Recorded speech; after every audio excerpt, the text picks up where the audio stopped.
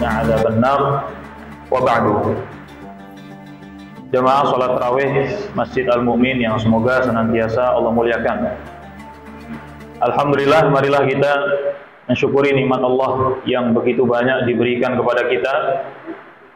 Nikmat iman, nikmat Islam, dan juga nikmat tentunya beradanya kita di bulan Ramadan. Karena ini adalah nikmat yang sangat besar yang Allah anugerahkan dalam kehidupan kita. Karena Ibnu Al-Jauzi mengatakan sesungguhnya sekiranya orang yang Allah wafatkan itu diberi kesempatan untuk hidup kembali atau diberi kesempatan satu permintaan, pastilah mereka akan meminta untuk berada di bulan Ramadan. Karena mereka sudah melihat betapa keutamaan dan betapa besarnya rizki bulan Ramadan tersebut, ya sudah bukan perkara yang gaib lagi bagi mereka, dan mereka sudah melihat secara jelas betapa bahwa bulan Ramadan itu sangat istimewa. Maka marilah kita di bagian 10 yang kedua ini kita semakin semangat, ya, jangan kendor, ya. Karena agama kita ini atau Islam ini adalah, ya, sebagaimana disebutkan oleh Nabi SAW, ya, urusan itu terletak pada bagian akhir. Urusan itu terletak pada bagian akhirnya. Jangan kita di awal semangat, di akhirnya loyo. Ya. Yang di awalnya kurang semangat, di akhirnya semangat lebih baik.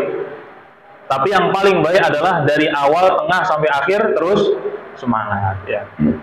Ya, semoga Allah beri taufiknya untuk kita mudah bersemangat menjalankan ibadah dan ketaatan selama di bulan Ramadan. Maka jamaah sekalian rahimakumullah, ya, tema kita pada malam hari ini adalah tentang istimewanya waktu sahur. Nah, ini mungkin banyak di antara kaum muslimin yang kurang perhatian terhadap waktu ini. Padahal waktu sahur itu waktu yang sangat mulia. Ya, kita tahu bahwasanya Allah itu di antara manusia yang Allah ciptakan, Allah pilih yang paling mulia siapa? Nabi Muhammad SAW. Di antara bulan-bulan yang paling mulia bulan apa? Bulan Ramadan. Di antara malam hari yang paling mulia malam apa? Lailatul Qadar. Di antara pagi hari yang paling mulia pagi harinya di hari apa? Hari Arafah. Tanggal 9 Dzulhijjah saat kita berpuasa, puasa Arafah. Itu waktu-waktu yang mulia. Allah pilih di antara sekian waktu. Begitu juga di antara waktu 24 jam itu Allah memilih waktu-waktu istimewa. Yakni yang pertama adalah waktu sahur. Dan yang kedua adalah waktu setelah asar.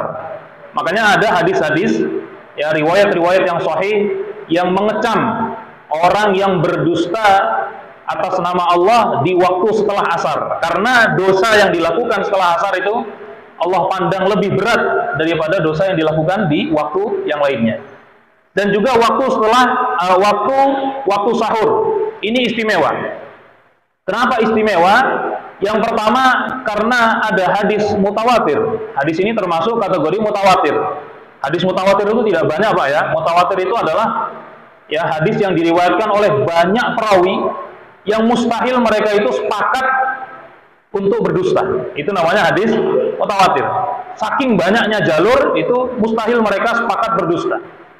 Yaitu tentang hadis Allah Azza wa Jalla yang zilu Rabbuna tabaraka wa ta'ala, ya, sebagaimana diriwayatkan oleh Abu Hurairah dari riwayat Imam Bukhari dan Muslim, Allah Azza wa Jalla itu turun dengan cara yang layak baginya di penghujung malam, bagian sepertiga akhir.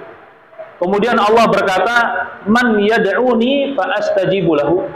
Siapa yang mau memohon kepadaku sehingga aku beri, sehingga aku jawab. Siapa yang meminta kepadaku sehingga aku berikan. Siapa yang mohon ampun kepadaku sehingga aku ampun. Ini Allah sampai mengucapkan 3 kalimat ini. Di waktu kapan? Di waktu sahur. Maka waktu sahur ini istimewa. Di samping itu juga para sahabat itu, mereka itu ketika menjelang wafat ini banyak, kalau kita cek di buku-buku sirah, menjelang wafat itu mereka nangis. Di antaranya Hudzaifah bin Yaman, di antaranya sahabat Abdullah bin Umar, dan juga di antara sahabat Abdullah bin Mas'ud. Mereka ditanya, kenapa engkau menangis sedangkan amalanmu luar biasa? Apakah engkau takut mati gitu kan?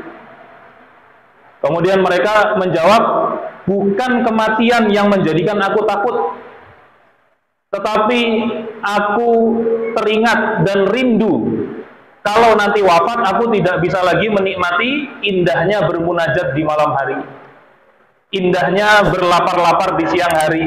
Ini ngomong ini bukan sekedar hiasan mulut ya, tapi emang benar-benar mereka menikmati ibadah. Nah, maka mereka ngerti betul betapa mulianya waktu sahur. Nah, di waktu sahur ini Allah Azza wa Jalla bahkan mensifati orang-orang yang baik itu adalah mereka yang banyak beristighfar di waktu sahur. Allah sebutkan dalam surat Az-Zariyat, ya, a'udzubillahi minasyaitonirrajim, ketika Allah menyifati generasi terbaik, ya, karena ada orang muslim, ada orang mukmin, ada orang muhsin. Itu tingkatan paling tinggi adalah muhsin. Muhsin itu kata Allah, kanu qalilan minal laili ma yahjaun. Mereka itu di malam harinya sedikit sekali meletakkan lambungnya di tempat tidur, artinya banyak ibadah. Kemudian wabil asharihum yastaghfirun, dan di waktu sahur mereka banyak beristighfar. Allah juga sebutkan dalam surat Ali Imran yang ayatnya mirip-mirip, ya, wal mustaghfirina bil ashar, dan orang-orang yang senantiasa mohon ampun kepada Allah di waktu sahur. Maka waktu sahur istimewa, jangan kita lewatkan begitu saja.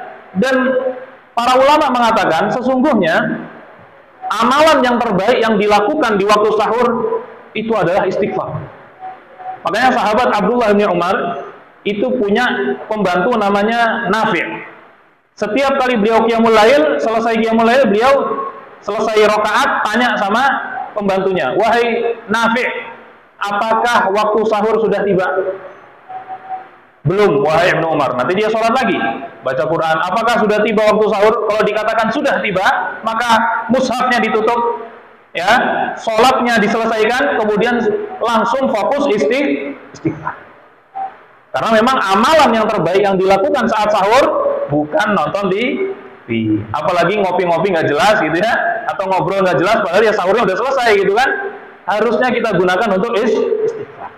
Karena itu amalan yang terbaik yang disebutkan para ulama, dan itu juga tadi sudah kita bawakan dalilnya, ayat-ayatnya yang menunjukkan bahwa waktu sahur adalah waktu istimewa istighfar. Ibnu Katsir ketika menafsirkan surat Ali Imran ini, beliau mengatakan, ketahuilah bahwasannya disebutkan Yakub. Yakub itu siapa? Jamaah sekalian, ayahnya Nabi Yusuf. Kita ingat cerita Nabi Yusuf bagaimana? Nabi Yusuf itu pernah dilempar ke dalam sumur oleh siapa? Saudara-saudaranya, karena iri, hasad. Karena Yusuf ini punya kelebihan. Ketika sudah ketemu, ya, atau sudah menjadi raja, Nabi Yusuf ini menjadi raja, maka saudara-saudaranya ini minta agar ayahnya Nabi Yakub memohonkan ampun kepada mereka. Jawabannya apa? Jawaban Nabi Yakub adalah, qala saufa astaghfiru lakum rabbi. Ya, nanti akan saya mintakan ampun untuk kalian atas kelakuan kalian, bohong, ya, melempar saudaramu Yusuf ke dalam sumur, akan saya mohonkan ampun, akan, kata ayahnya. Para ulama mengatakan, kenapa dikatakan akan? Kapan itu minta ampunnya Nabi Yakub? Nabi Yakub menundanya pada waktu sahur. Karena waktu sahur itu waktu yang harus kita manfaatkan sebanyak-banyaknya, memperbanyak istighfar.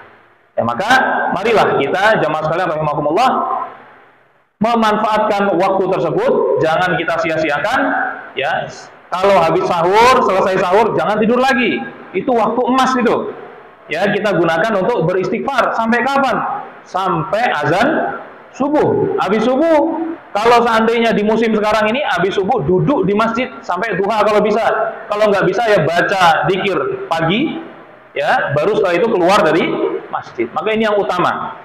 Maka marilah kita memanfaatkan waktu di bulan Ramadan ini, dan khususnya lagi waktu saat sahur dengan sebaik-baiknya, jangan kita sia-siakan. Semoga Allah Azza wa Jalla menerima amalan kita, dan semoga Allah Azza wa Jalla mengampuni kita.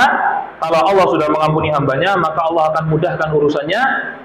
Dan istighfar itu adalah suatu permohonan yang faidahnya sangat banyak, ya. Bisa kita buka dalam kitab-kitab, bahkan disebutkan dalam surat Nuh, itu Allah akan turunkan hujan, Allah akan limpahkan rezeki, Allah akan berikan keturunan yang banyak, ya. Ini adalah diantara faedah-faedah istighfar. Barakallahu fikum. Semoga apa yang kita bahas pada malam hari ini bermanfaat. Kurang lebihnya saya mohon maaf. Akhiru da'wana alhamdulillahirabbil alamin. Subhanakallahumma wa bihamdika asyhadu an la ilaha illa anta astaghfiruka wa atubu ilaik. Walhamdulillahirabbil alamin wa sallallahu wasallam ala nabiyyina Muhammad wa ala alihi wa sahbihi ajma'in. Assalamualaikum warahmatullahi wabarakatuh.